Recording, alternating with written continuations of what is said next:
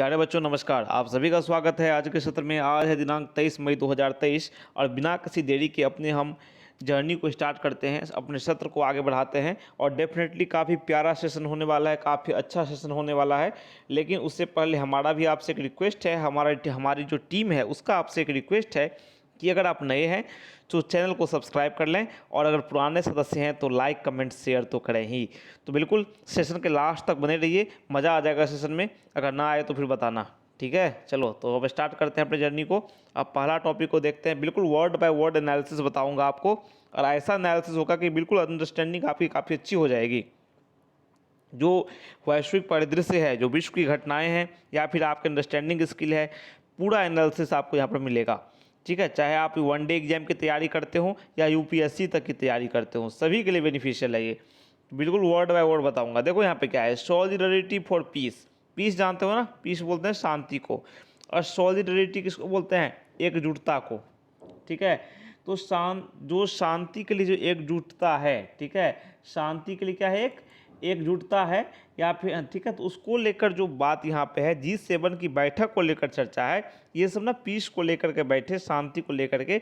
आखिर इन्होंने क्या पहलें की, क्या बातें की, क्या चर्चाएं की इन्होंने। G7 आप पूछोगे सर G7 क्या है, G7 क्या है। देखो दुनिया की 7 विकसित जो अर्थव्यवस्थाएं हैं, इकोनॉमी है, ठीक है, उसका समूह है। पहले इसमें ना रसिया भी शामिल था, लेकिन रसिया जो है इससे बाहर हो गया है, निकल गया है। तो पहले ये G8 था, अब ये G7 रह गया है। तो कहा जा रहा है कि the G7 must build a global consensus on the world challenges. देखो जिसका जितना बड़ा कद उसकी उतनी ही बड़ी जिम्मेदारियां। अब मान लो आप कह रहे हो अपने आप को G7, आप दुनिया के 7 विकसित अर्थव्यवस्थाएं हैं, इकोनॉमी है, तो आपकी जिम्मेदारी भी तो बनती है। तो वही यहाँ कहा जा रहा है कि G7 को ना वैश्विक कंसेंसस बनाना चाहिए, वैश्विक सर्वसम्मति, सहमति बनानी चाहिए।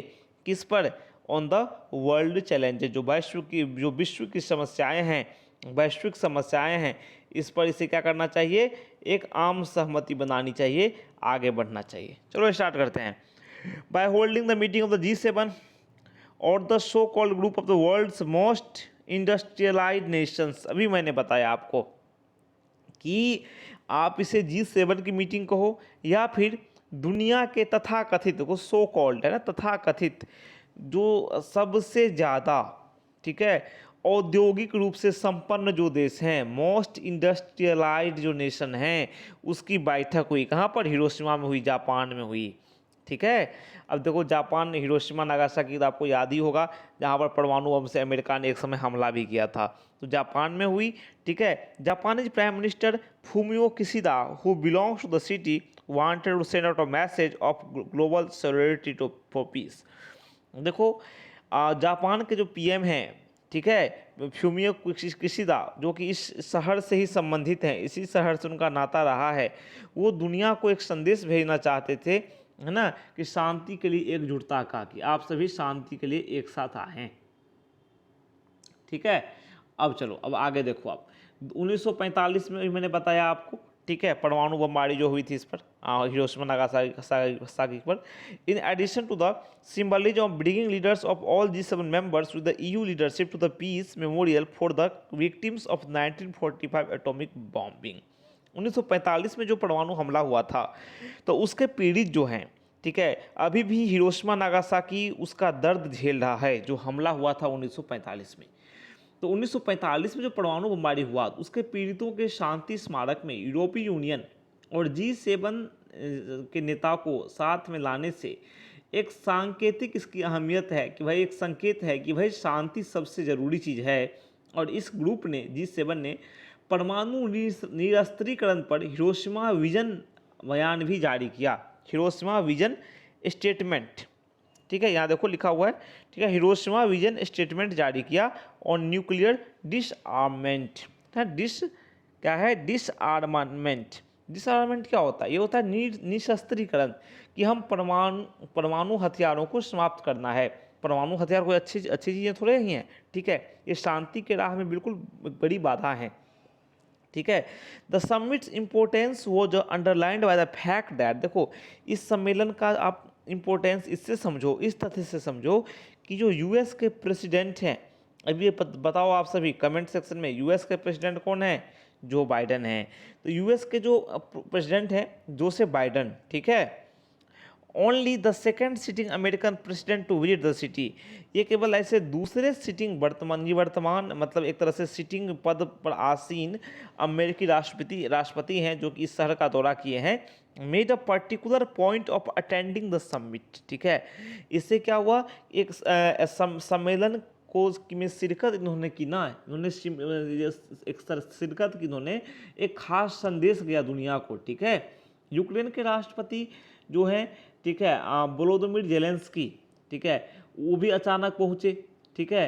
तो उससे भी एक तरह से यूक्रेन पर रूस का हमला जो हुआ और उससे जो लोगों को परेशानी हुई, ठीक है, और जो भी कुछ हुआ उस पर भी लोगों का ध्यान गया कि भाई रूस का जो इन्वेजन है, उसके जो हॉरर्स हैं, ठीक है, रूस ने जो यूक्रेन पर हमला किया है उसकी जो भयावहता है उस पर भी लोगों का ध्यान गया, क्योंकि वहाँ यूक्रेन के राष्ट्रपति भी पहुँचे थे सम्मेलन में।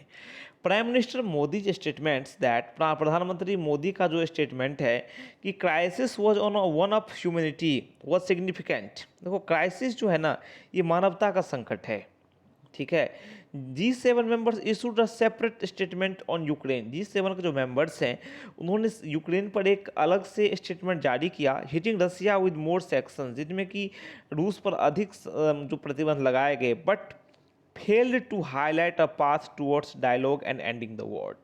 लेकिन जो G7 के नेता हैं एक तरह से ऐसा रास्ता तैयार करने में भी विफल रहे जो कि संवाद की ओर जाता है और लड़ाई को समाप्त करने की ओर जाता है, ठीक है। डायलॉग चाहिए, डायलॉग नहीं होगा तो बात नहीं बनेगी। लड़ाई किसी भी चीज़ का समाधान नहीं है। मान लो आप सैंक्शन लगा दोगे, प्रतिबंध लगा दोगे, क्या हो जाएगा, ठीक है। ईरान भी तो प्रतिबंध झेल ही रहा है, रूस भी तो झेल ही रहा है, लेकिन लड़ाई वैसे ही चल रही है। तो मामला ये है कि भाई बात हो आखिर, डिस्पाइट द इन्विटेशन ऑफ, देखो जहाँ तक इन्विटेशन की बात है, ठीक है, कई सारे देशों को निमंत्रण गया था, ऑफ कंट्रीज इंडिया, जैसे कि भारत को इन्विटेशन गया था, ब्राज़ील को गया था, इंडोनेशिया को गया था, वियतनाम को गया था, with a less black and white view of the world, and mister Kishida making pertinent references to the views of the global south. The summit's statements reflected a much more polarized view of the world that of G7 members alone. देखो global south की बात करें, इसे बोलते हैं हम वैश्विक दक्षिण। वैश्विक दक्षिण में जो दक्षिण के जो विकासशील देश हैं वो सब आते हैं, जिसमें कि भारत एक प्रमुख देश है, ठीक है। तो देखो कई सारे देशों को नियंत्रण गया, ठीक है। और देखो कि जैसे कि भारत को, ब्राज़ील को, इंडोनेशिया जो है इसको आमंत्रण दिया गया, ठीक है। और तथा श्री कृषिदा द्वारा जो बार बार जो ग्लोबल साउथ के देशों का जिक्र किया जाने के बावजूद, देखो आप, उन्होंने बार बार जिक्र किया, ये इस शिखर सम्मेलन के जो बयान आए, इस समिट के जो बयान आए, ठीक है, इसमें काफ़ी एक तरह से पोलराइज्ड व्यू देखने को मिला, ठीक है। ऐसा लगा कि जो ये समिट है ना, ये G7 की निगाहों से ही दुनिया को देख रही है, ठीक है, कि भाई हम ही देख रहे हैं दुनिया को। आपको दुनिया को सभी के नज़रिए से देखने की आवश्यकता है, आपको दुनिया को ना एक हॉलिस्टिक अप्रोच से देखने की आवश्यकता है। अगर आप G7 की निगाहों से ही दुनिया को देखेंगे, दुनिया के जो G7 कंट्रीज हैं वो अगर अपनी निगाहों से ही देखेंगे, अपने चश्मे से ही देखेंगे, तो कुछ भी नहीं हो सकता है। If the G7 grouping wishes to broaden its prism, अगर G7 के जो देश हैं, समूह जो हैं, अगर अपने दायरे को बढ़ाना चाहते हैं, ठीक है, it must recognise that it is grossly unrepresentative of the world today. इसे समझना पड़ेगा G7 को कि भाई ये दुनिया को रिप्रेजेंट नहीं कर रहा है उस प्रकार से, ठीक है। ये कुछ चुनिंदा देशों का बस समूह है। अगर इसे अपना नज़रिया व्यापक बनाना है, अपना व्यू बड़ा बनाना है G7 को, तो इसे मानना पड़ेगा कि दुनिया की जो बड़ा हिस्सा है उसको ये रिप्रेजेंट नहीं कर रहा है, ये काफ़ी छोटे देशों तक सीमित है। अगर बात करूं, इसके जो मेंबर्स हैं उसके पास दुनिया की कुल संपत्ति का आधे से ज़्यादा हिस्सा है, और वैश्विक जीडीपी में बात करूं तो G7 की हिस्सेदारी जो है वो 1/3 से थोड़ी ही कम है। लेकिन G7 की आबादी जो है, ठीक है, दुनिया की आबादी के 10वें हिस्से के आसपास है, ठीक है। तो अब देखो यहाँ पे, ठीक है, ग्लोबल जीडीपी का 1/3 इसके पास है, ठीक है। उसके बाद देखो आप कि दुनिया की धन दौलत जो है उसका आधा इसके पास है, G7 के पास, ठीक है, G7 ग्रुप के मेंबर्स के पास। और आबादी एक मतलब दहाई है, 1/10 है। तो भाई तुम कैसे दुनिया को देखोगे? दुनिया को देखने के लिए तो बहुमत चाहिए ना। मान लो तुम्हारे पास हर एक मामले में 60-70% की मामला होता, 50%, एक में तुम आधे हो, एक में तिहाई हो, एक में 10वें भाग हो, तो कैसे देख पाओगे? अपार्ट फ्रॉम जापान, जापान के अलावा G7 मेंबर्स जो है कंप्राइज एन एसेंशली यूरोपीय अमेरिकन वर्ल्ड व्यू। देखो जापान के अलावा छोड़ो ना आप, तो G7 का जो व्यू है ना वो एक यूरो अमेरिकन वर्ल्ड व्यू है। ठीक है, यूरोपीय जो अमेरिकन दृष्टिकोण है उसके हिसाब से ये दुनिया को देखते हैं। And is not discussing expanding that view soon, और ये अपने व्यू को, अपने विचारों को तुरंत आगे बढ़ाने को बिल्कुल तत्पर दिखाई भी नहीं देते। It has actually contracted after it expelled Russia over its annexation of area of Georgia in 2008। वो बात ये हुई कि ये G7 है ना, पहले G8 था जो मैंने बताया, रूस के निकल जाने के बाद G7 हो गया। जब रसिया निकल गया इससे, 2008 में रूस निकला था इससे। क्यों निकला था? क्योंकि जो जॉर्जिया है ना, जॉर्जिया का अधिग्रहण हुआ था, ठीक है, 2008 में। तो रूस ने जॉर्जिया का अधिग्रहण किया, उसके बाद रूस को इसने निकाल दिया। तो उसके बाद ये क्या हुआ, इसमें संकुचन आ गया है ना, ये संकीर्ण हो गया।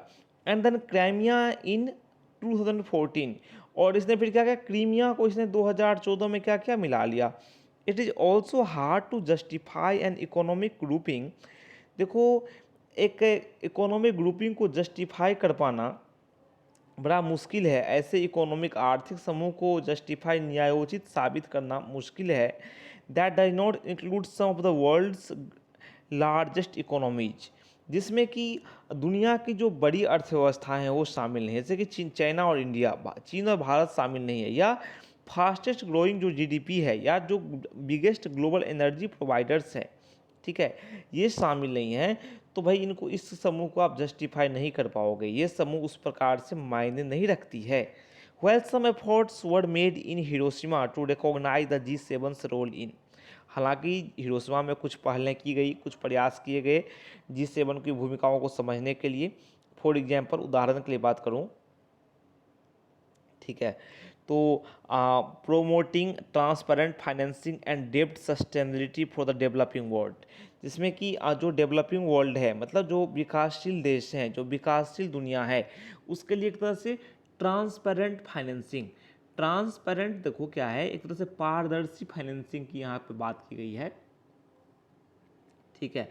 तो पारदर्शी फाइनेंसिंग, वित्त पोषण और विकासशील देशों के लिए ऋण संबंधी जो स्थिरता है, या फिर आप बात करो ग्रीन हाउस गैसों का जो एमिशन है, और जो वैश्विक तापन यानी कि ग्लोबल वार्मिंग को बढ़ाने में जो डेवलप्ड कंट्रीज हैं, विकसित देश हैं, उसकी हिस्सेदारी की भरपाई करने जैसे कई एरिया थे, ठीक है, जहाँ पर G7 की भूमिका को बताने के लिए, समझाने के लिए हिरोशिमा में जहाँ सम्मेलन हुआ, कुछ प्रयास किए गए।